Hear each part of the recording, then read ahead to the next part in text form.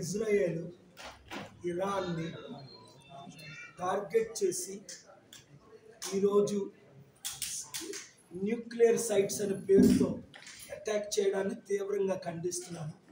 అలాగే Hamas ఇజ్రాయెల్ని attack చేసి October 7, 2023లో 1200 మంది యూదుల్ని చంపడం తీవ్రంగా ఖండిస్తున్నాను. శాంతి కొరువైంది, శాంతి రావాలి.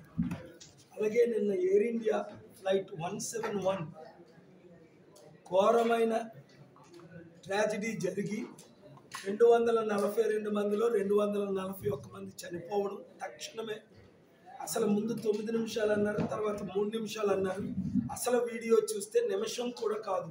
టేక్ ఆఫ్ నుంచి అది బగ్గుమని మంటలు వచ్చి అందరూ చనిపోవడం ఒక్కరు తప్ప.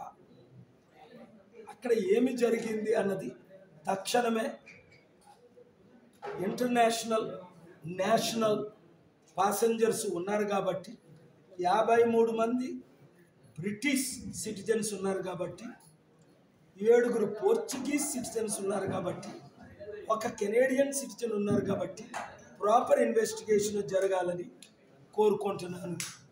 ఇది టెర్రరిస్ట్ అటాకా లేదా న్యాచురల్ యాక్సిడెంటా లేదా ఇంకొకటా అన్నది ప్రశ్నగా ఉంది. బ్లాక్ బాక్స్ రికార్డింగ్స్ అన్నీ పరీక్షించి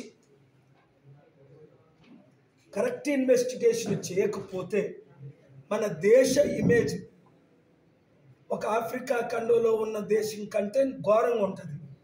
ఇంత పెద్ద యాక్సిడెంట్లు, అందులో బోయింగ్ 787 పడి కూలిపోవడం, అది బోయింగ్కి చెడ్డ పేరు, మన దేశానికి చెడ్డ పేరు.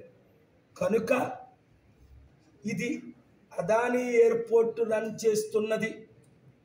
7 ఎయిర్పోర్ట్లు అదానీకి ఎందుకు ఇచ్చారు? తక్షణమే 2400 కోట్లకే ఎయిర్పోర్ట్లన్నీ తిరిగి గవర్నమెంట్ తీసుకోవాలని డిమాండ్ చేస్తున్నాను. 1. 2, అదానీ 15 లక్షల ఆస్తిపరుడు కనుక చనిపోయిన 241 మందికి, అలాగే కిందనున్న డాక్టర్స్ ఆ బిల్డింగ్ కూలిపోయి చనిపోయిన వారికి కనీసం ఒక 100 కోట్లైన, ఒక డాక్టర్ అంటే కోట్ల రూపాయలు ఖర్చు పెడతారు, పాసింజర్ అంటే కోట్ల రూపాయలు కంటే విలువ ఎక్కువ. 100 కోట్లైనా అదానీ ప్రకటించాలని డిమాండ్ చేస్తున్నాను. 3, ఈ రన్వే 2 సంవత్సరాల నుంచే పొడిగించమని అడిగినా పొడిగించినందుకు తక్షణమే పొడిగించాలని కోరుతున్నాను. 4, ఎయిర్పోర్ట్ ప్రక్కనే ఈ బిల్డింగ్స్కి ఎట్లా పర్మిషన్ ఇచ్చారు? ఇప్పుడైనా ఆ బిల్డింగ్స్కి తగిన రుణం చెల్లించి ఇంకొక మంచి ప్లేస్ చూపించి ఆ బిల్డింగ్ని తీసేసి ఎయిర్పోర్ట్ని ఎక్స్పాండ్ చేయాలని కోరుతున్నాను. అన్నిటికంటే ముఖ్యం, నా మిత్రుడు కొడుకైన రామ్మోహన్ నాయుడు ఒక బ్రిలియంట్ MBA అడ్మినిస్ట్రేటివ్ స్టూడెంట్ చదివాడు, ఇంజనీర్గా MBA, కానీ ఏవియేషన్ అనుభవం లేని యంగ్ మ్యాన్, నా కూతురి కంటే చిన్న వయసు, నా పెద్ద కూతురి కంటే. అలాంటి వాడికి ఇంత భారం మోపి ఏవియేషన్ మినిస్టర్ రెస్పాన్సిబిలిటీస్ ఇచ్చి అనుభవం లేని కార్ డ్రైవర్ని తీసుకెళ్ళి ఫ్లైట్ నడపమంటే నడపగలరా? ఈయనకి ఏం అనుభవం ఉంది? ఒకరోజు ఏవియేషన్ ట్రైనింగ్ ఉందా? ఒకరోజు స్కూల్లో ట్రైనింగ్ ఉందా? కాలేజీ ఏవియేషన్ డిగ్రీ ఉందా?